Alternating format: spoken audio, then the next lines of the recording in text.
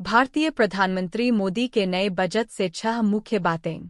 भारत की वित्त मंत्री निर्मला सीतारमण ने अपनी गठबंधन सरकार का पहला बजट पेश किया है, जब एक मामूली चुनावी जीत के बाद सत्तारूढ़ भारतीय जनता पार्टी भाजपा संसद में अपना पूर्ण बहुमत खो बैठी थी। नई व्यय योजना ने 1 अप्रैल से लागू हुए अंतरिम बजट की जगह ले ली है। बजट घोषणाएं स्पष्ट रूप से प्रधानमंत्री नरेंद्र मोदी की नई सरकार की प्राथमिकताओं में बदलाव का संकेत देती है, जिसमें ग्रामीण विकास, कौशल, रोजगार और कृषि के लिए आवंटन में वृद्धि की गई है। भारत के बजट से 6 मुख्य बातें इस प्रकार है। निवेशकों के लिए बुरी खबर। बजट ने सभी वित्तीय और गैरवित्तीय परिसंपत्तियों पर दीर्घकालिक पूंजीगत लाभ पर कर को 10% से बढ़ाकर 12.5% कर दिया है। 1 वर्ष से अधिक समय तक रखी गई संपत्ति को दीर्घकालिक माना जाता है। अल्पकालिक पूंजीगत लाभ पर अब 15% के बजाय 20% कर लगाया जाएगा। बजट ने डेरिवेटिव ट्रेडिंग पर प्रतिभूति लेनदेन कर भी बढ़ा दिया है।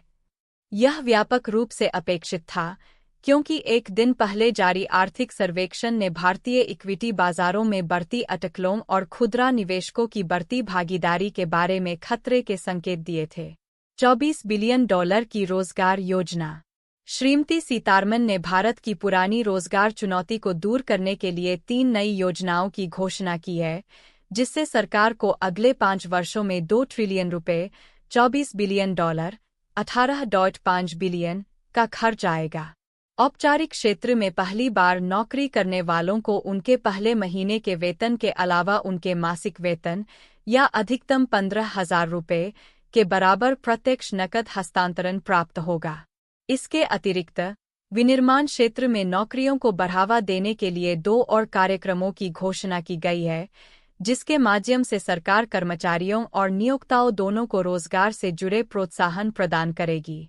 स्टार्टअप, मध्यम वर्ग और विदेशी कॉरपोरेट्स के लिए कर राहत।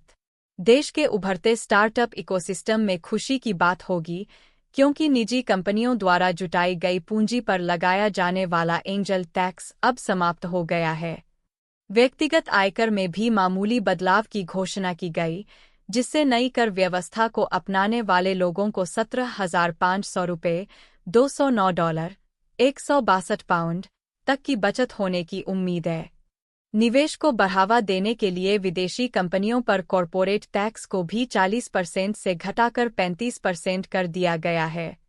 सहयोगियों के लिए बजट में भाजपा के 2 प्रमुख क्षेत्रीय सहयोगियों, बिहार के उत्तरी राज्य जनता दल यूनाइटेड और दक्षिणी आंध्र प्रदेश राज्य की तेलुगु देशम पार्टी की खर्च संबंधी मांगों को पूरा करने की कोशिश की गई, जिनके पास भारत के निचले सदन में 28 सीटें हैं।